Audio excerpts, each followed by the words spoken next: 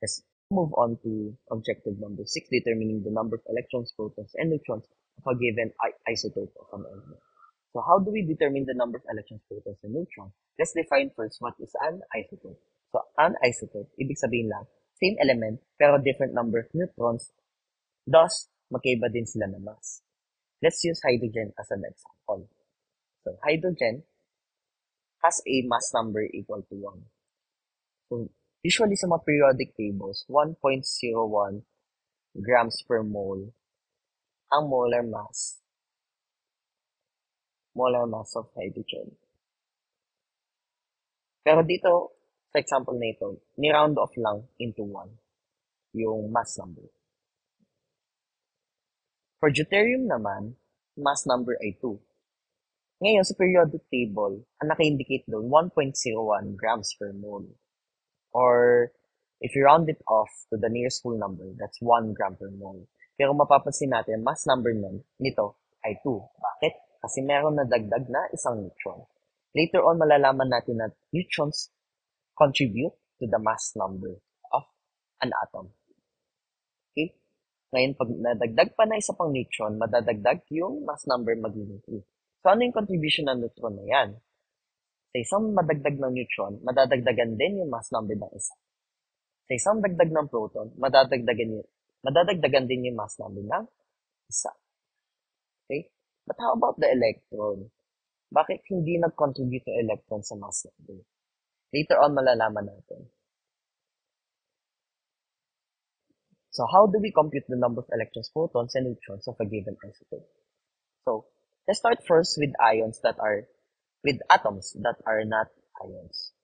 So, how do we solve the number of protons?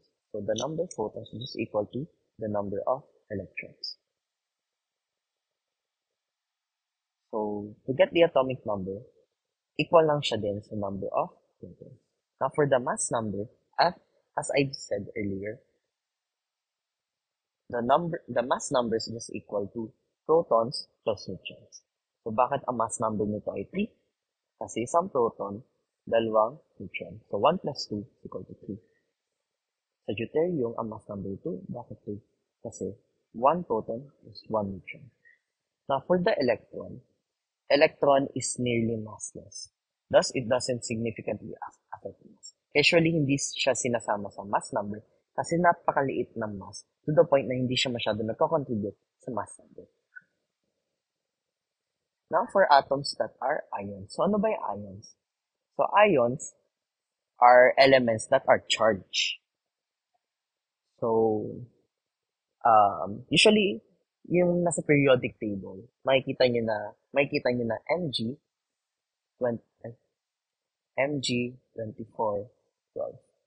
Wala kang makikitang charge dito sa upper right corner.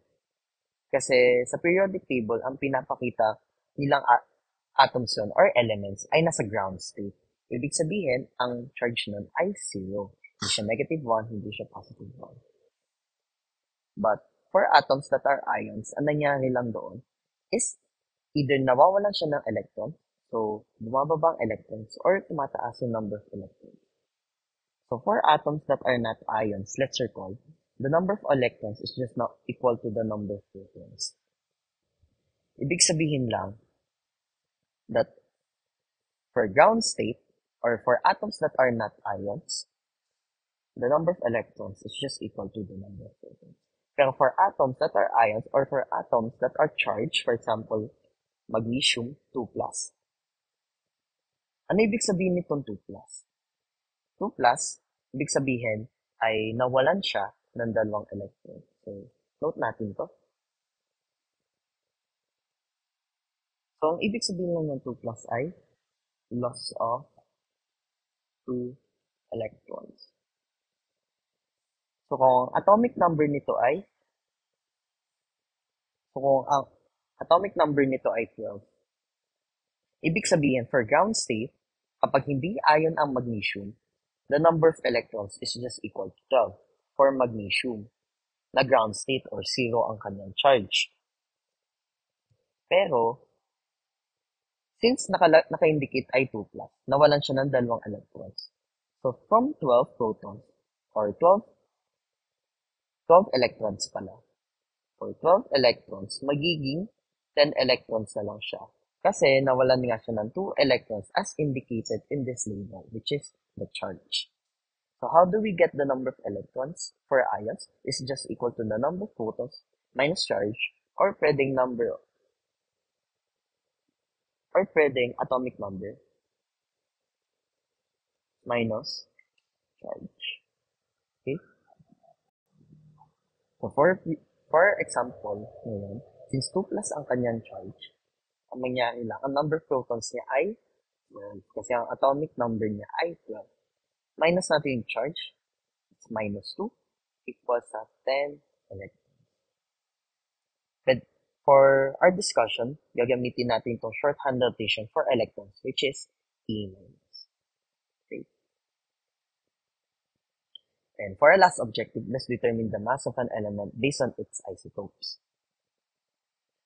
So again, ano ba yung isotopes? Isotopes, same element, pero magkaiba ang mass at magkaiba ang number of neutrons. Pero same pa rin ang number of protons. Kasi yung proton, siya yung nagbibigay ng identity dun sa element. Siya yung nagde-determine kung hydrogen ba siya, or nitrogen.